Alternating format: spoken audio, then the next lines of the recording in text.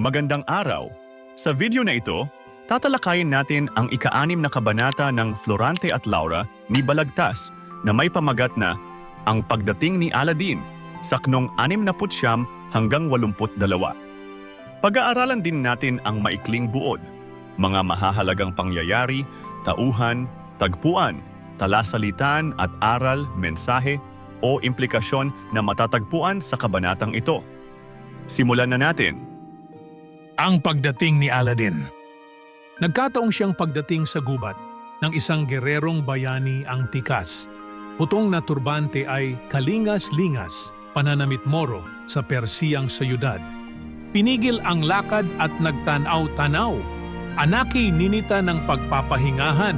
Di kaginsa-ginsay ipinagtapunan ang pikat adargat nagdaop ng kamay. Saka tumingalat matay itinirik sa bubong na kahoy na takip sa langit. Estatwa manding nakatayot umid, ang buntong hininga niya ay walang patid. Nang magdamdam ngawit sa pag-ayong anyo, sa puno ng isang kahoy ay umupo. Nagwikang, "O palad," sabay ang pagtulo. Sa mata ng luhang Anaki Palaso. Ulo'y ipinatong sa kaliwang kamay at saka tinutop ang noo sa kanan. Anaki, mayroong gunam-gunam, isang mahalagang nalimutang bagay. Malaoy humilig, nagwalang bahala, di rin kumakati ang bati ng luha. Sa madlang himutok ay kasalamuha, ang wikang Fleriday tapos na ang tuwa. Sa balang sandali ay sinasabugan, yaong buong gubat ng maraming ay, nakikitono sa huning mapanglaw, ng panggabing ibong dooy nagtatahan. Mapamaya-maya'y nagbangong nagulat. Tinangnan ang pikat 10 ng kalasag. Nalimbag sa mukha ang bangis ng Furias. Di ko itutulot ang ipinahayag. At kung kay Fleriday, iba ang umagaw at di ang ama kong dapat na igalang. Hindi ko masasabi kung ang pikang tangan bubuga ng libot laksang kamatayan. Bababa si Marte mula sa itaas at sa kailalim ay aahon ang parkas. Buong galit nila ay ibubulalas, yayakagin niring kamay kong marahas. Sa kuko ng liloy aking aagawin, ang kabiyak niyaring kaluluwang angkin, liban na kay ama. Ang sinumat alin ay di igagalang ng tangang patalim. O pagsintang labis ng kapangyarihan, 10 mag-aama iyong nasasaklaw. Pag ikaw ang nasok sa puso ni numan, hahamaking lahat, masunod ka lamang. At yuyurakan na ang lalong dakila, bait, katuwiray, ipanganganyaya. Buong katungkula wawaling bahala, 10 ng hiningay ipauubaya. Itong kinaratnan ng palad kong linsil, sa laming malinaw na sukat mahalin ng makatatatap ng hindi sapitin ang kahirapan kong di makayang batin. Ngayon naman ay talakayin natin ang buod nito. Si Aladin, isang morong mandirigma mula sa Persia, ay napadpad sa isang gubat. Habang naglalakad, huminto siya upang magpahinga at magmuni-muni. Sa kanyang lungkot at pagkabagabag, nagbanggit siya ng mga hinaing, particular sa kanyang minamahal na si Flerida na nawala na sa kanya.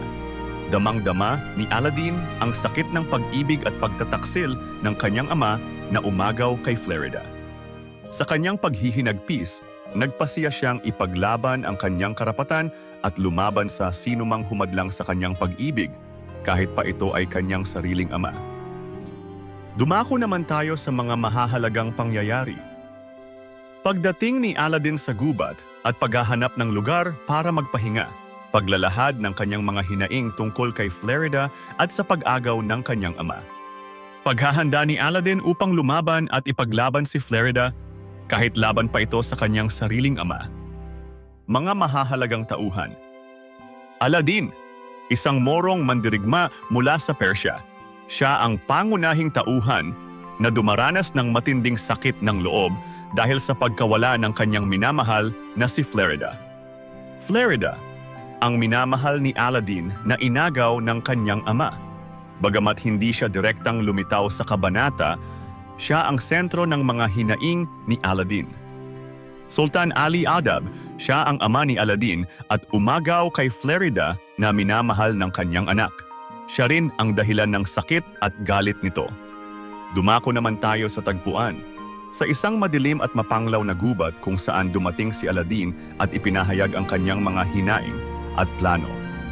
Ngayon naman ay talakayin natin ang mga talasalitaan na ginamit dito. Guerrero, mandirigma o sundalo. Turbante, isang uri ng putong sa ulo, karaniwang suot ng mga Moro. Adarga, kalasag o panangga sa laban.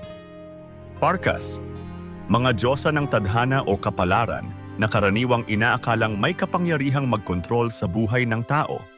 Patalim, isang matalim na armas gaya ng espada o kutsilyo, marahas, mabanggis, malupit o walang awang kilos. At ngayon ay alamin naman natin ang mga aral o mensahe ng tula. Ang pag-ibig ay may kapangyarihang magdulot ng labis na kalungkutan at galit na maaaring magtulak sa isang tao na hamakin ang lahat, maging ang mga malalapit sa kanya, upang masunod lamang ang kanyang damdamin. Ang pagkakaroon ng labis na puot at pagnanais na gumanti ay nagdudulot ng matinding pasakit sa sarili. Ang pagiging alipin ng damdamin ay nagiging sanhi ng pagkawala ng katuwiran at bait. Ang pagsasakripisyo ng sariling kabutihan at katuwiran sa ngalan ng pag-ibig ay nagiging sanhi ng pagkawasak ng sariling kaligayahan. At diyan, nagtatapos ang ika-6 na kabanata ng Florante at Laura, ang pagdating ni Aladdin. Ano ang natutunan mo dito? I-comment mo na ang iyong sagot. Inaanyayahan ka din namin na i-like, subscribe at i-click ang notification bell para lagi kang updated sa mga susunod naming videos. Hanggang sa muli, maraming salamat sa panonood.